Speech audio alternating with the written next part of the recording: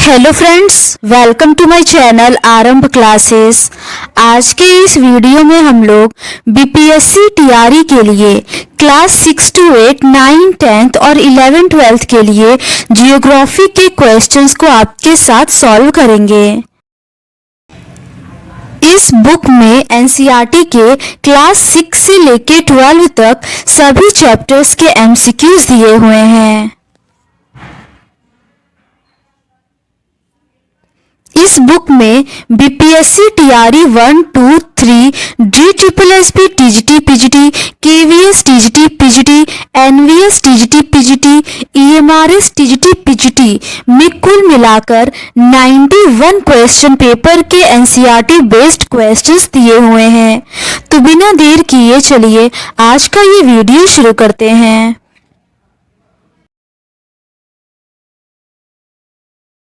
Chapter 8 तक के questions का डिस्कशन हम लोगों ने इस सीरीज के प्रीवियस पार्ट में कर लिया है।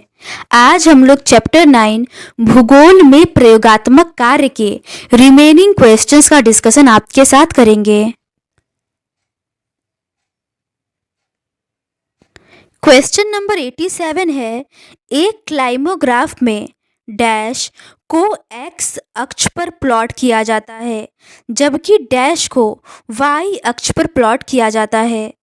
इसका सही आंसर है ऑप्शन सी, सापेक्षिक आर्द्रता और आर्द्र बल्ब तापमान। एक क्लाइमोग्राफ में सापेक्षिक आर्द्रता को एक्स अक्ष पर प्लॉट किया जाता है जबकि आर्द्र बल्ब तापमान को वाई अक्ष पर प्लॉट किया जाता है। इस आरेख को पहली बार ग्रिफिथ टेलर द्वारा बनाया गया था। इस आरेख को देखकर किसी स्थान की जलवायु संबंधी सामान्य दशाओं की जानकारी प्राप्त की जा सकती है। अगला प्रश्न है, ग्रिफिथ टेलर के असहजता के पैमाने को 6 श्रेणियों में विभाजित किया गया था। 55 डिग्री फ़ारेनहाइट से 60 डिग्री फ़ारेनहाइट डैश का प्रतिनिधित्व करता है। इसका सही आंसर है ऑप्शन बी, बहुत मुश्किल से असुविधाजनक। ग्रिफिथ टेलर ने मानव की शारीरिक क्रियाओं पर तापमान व आपेक्षिक आर्द्रता का प्रभाव प्रकट करने के लिए पहली बार ऐसे आलेख बनाए जिसे क्लाइमोग्राफ कहा गया। क्लाइमोग्राफ में क्षैतिज अक्ष पर आपेक्षिक आर्द्रता तथा ऊर्ध्वाधर अक्ष पर आर्द्र बल्ब तापमान को प्रदर्शित किया जाता है। श्वेत आबादी की असुविधा के लिए टेलर ने असहजता के पैमाने को 6 श्रेणियों में प्रदर्शित किया, जो इस प्रकार है। 40 डिग्री से 45 डिग्री फ़ारेनहाइट बहुत मुश्किल से असुविधाजनक। 45 डिग्री से 55 डिग्री फ़ारेनहाइट आदर्श स्थिति। 55 डिग्री से 60 डिग्री फ़ारेनहाइट बहुत मुश्किल से असुविधाजनक। 60 डिग्री से 65 डिग्री फ़ारेनहाइट कभी कभी असहज। 65 डिग्री से 70 डिग्री फ़ारेनहाइट अक्सर असहज। 70 डिग्री से ऊपर आमतौर पर असहज।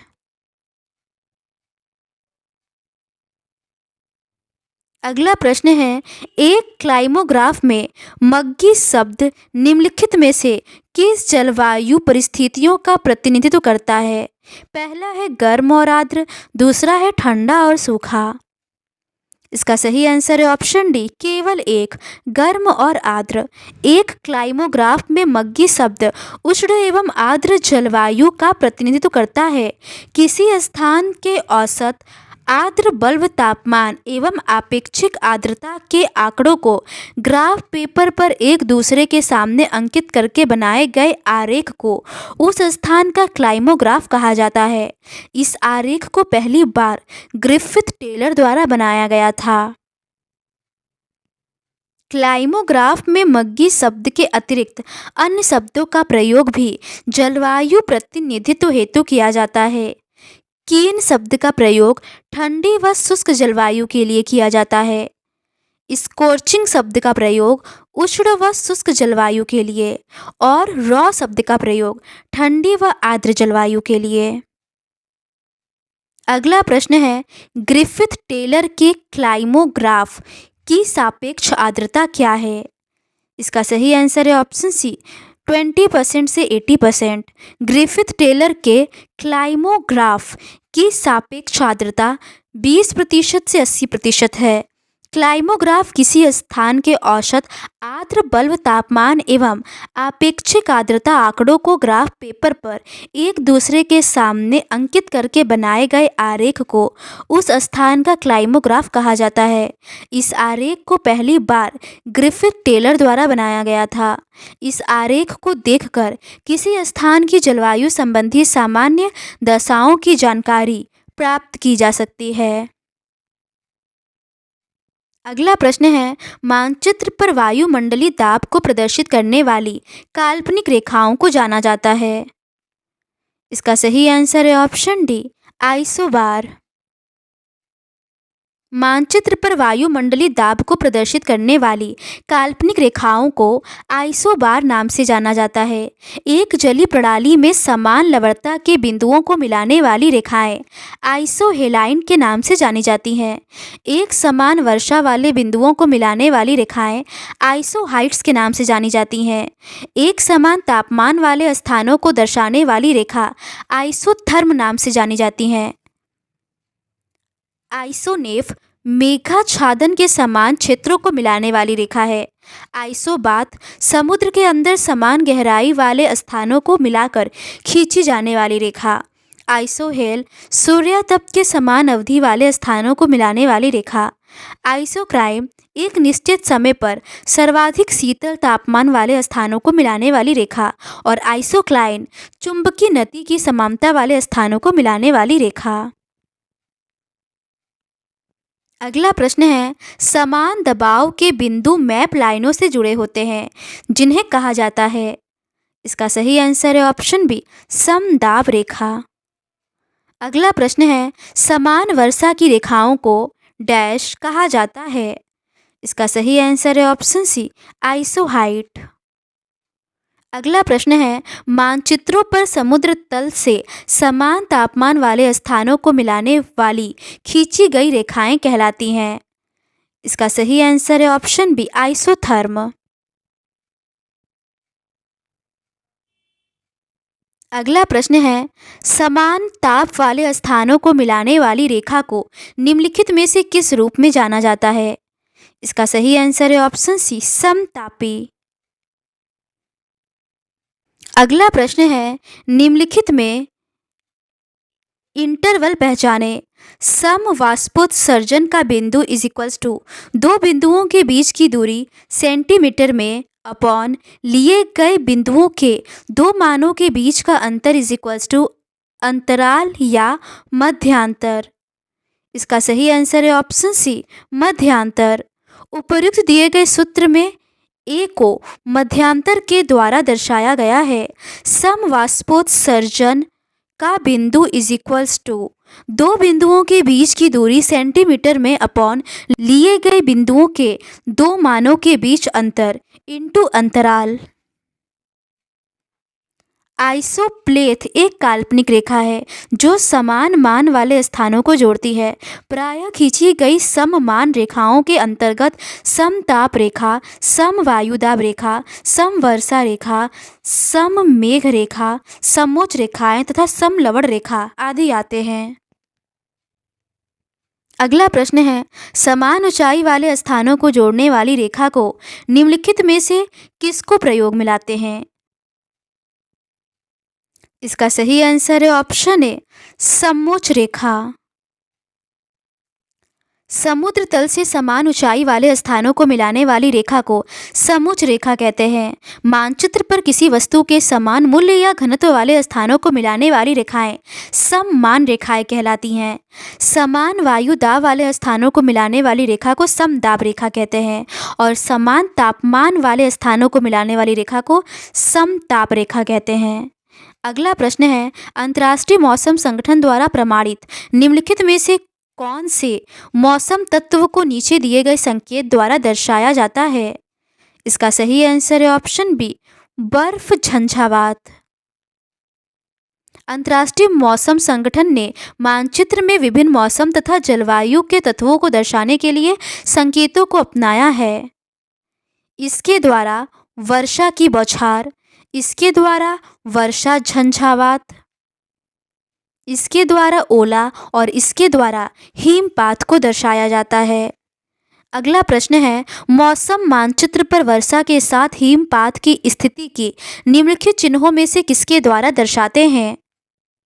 इसका सही आंसर है ऑप्शन बी, इसके द्वारा। इससे हिमपात को, इससे 1/4 मेघमय आकाश को, इससे तड़ित झंझावात को, इससे धुंध, इससे कुहासा और इससे कोहरा को दर्शाते हैं। अगला प्रश्न है, मानचित्र पर पारस्परिक संकेतों और प्रतीकों में इन्हें पहचानें। इसका सही आंसर है ऑप्शन बी, निवास, मरुस्थल और किला। ये निवास या आबादी को प्रदर्शित करने का प्रतीक है, ये मरुस्थल या उजाड़ को प्रदर्शित करने का प्रतीक है और ये किला या गढ़ को प्रदर्शित करने का प्रतीक है। अगला प्रश्न है, माध्य वर्ग है वर्गों के जोड़ को इससे भाग देना। इसका सही आंसर है ऑप्शन बी, संगत मुक्ति की मात्रा। माध्य वर्ग वर्गों के जोड़ को इससे भाग देना संगत मुक्ति की मात्रा है। माध्य वर्ग जनसंख्या भिन्नता के अनुमान का प्रतिनिधित्व करते हैं। इसकी गणना वर्गों के योग को स्वतंत्रता की डिग्री से विभाजित करके प्राप्त किया जाता है। किसी चर के विभिन्न मूल्यों का साधारण अंकगणितीय औसत माध्य होता है। माध्यिका उस कोटि का मान होता है जो व्यवस्थित श्रेणी को दो बराबर संख्याओं में विभाजित करते हैं। आंकड़ों को बढ़ते अथवा घटते क्रम में व्यवस्थित करना माध्यम की गणना में सबसे अधिक महत्वपूर्ण है। किसी बिंदु या मान की अधिकतम पुनरावृत्ति अथवा आवृत्ति बहुलक होती है। अगला प्रश्न है, निम्न में से कौन सा परिक्षेपण का संबंधी माप है? इसका सही आंसर है ऑप्शन सी, विचरण गुणांक। विचरण गुणांक परिक्षेपण संबंधी माप है। यदि आंकड़े माप की अलग अलग इकाइयों में भिन्न भिन्न स्थानों अथवा अवधियों के हो तथा उनकी परस्पर तुलना करनी हो तो विचरण गुणांक बहुत उपयोगी सिद्ध होता है। विचरण गुणांक मानक विचलन के माध्यम को माध्य के प्रतिशत के रूप में अभिव्यक्त करता है। इसका निर्धारण निम्नांकित सूत्र के उपयोग द्वारा होता है। विचरण गुणांक = मानक विचलन अपॉन माध्य इंटू 100। अगला प्रश्न है, यदि वृष्टि की अस्थिरता को मापना है तो निम्न में से कौन सी तकनीक का उपयोग किया जाएगा? इसका सही आंसर है ऑप्शन सी, विचरण गुणांक का। विचरण गुणांक वृष्टि की अस्थिरता को मापता है। विचरण गुणांक के मान भारत में वर्षा की परिवर्तिता को प्रदर्शित करते हैं। 25% से कम परिवर्तिता पश्चिमी तट, पश्चिमी घाट, उत्तर पूर्वी प्रायद्वीप, गंगा के पूर्वी मैदान, उत्तर पूर्वी भारत आदि भागों में पाई जाती है। 50% से अधिक परिवर्तिता राजस्थान के पश्चिमी भाग, जम्मू और कश्मीर के उत्तरी भाग तथा दक्कन के पठार के आंतरिक भागों में पाई जाती है। इन क्षेत्रों में वार्षिक वर्षा 50 सेंटीमीटर से कम होती है। भारत के शेष भागों में परिवर्तिता 25 से 50% तक है। इन क्षेत्रों में वार्षिक वर्षा 50 से 100 सेंटीमीटर के बीच होती है। विचरण गुणांक = मानक विचलन अपॉन माध्य इंटू 100।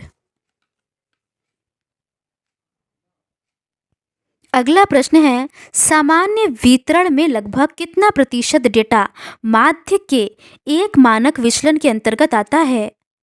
इसका सही आंसर है ऑप्शन ए, 68%।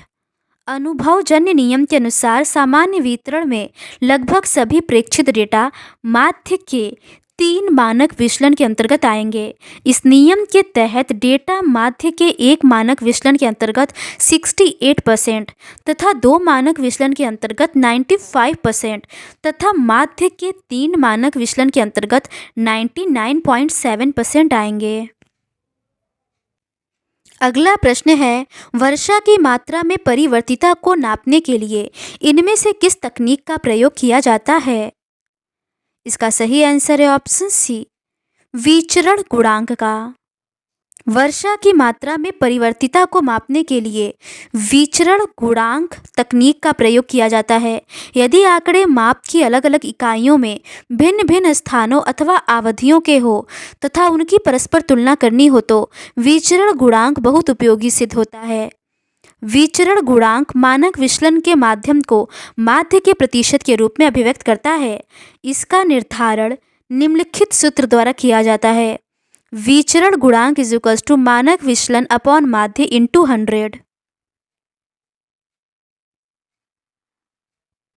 तो आज के इस वीडियो में बस इतना ही।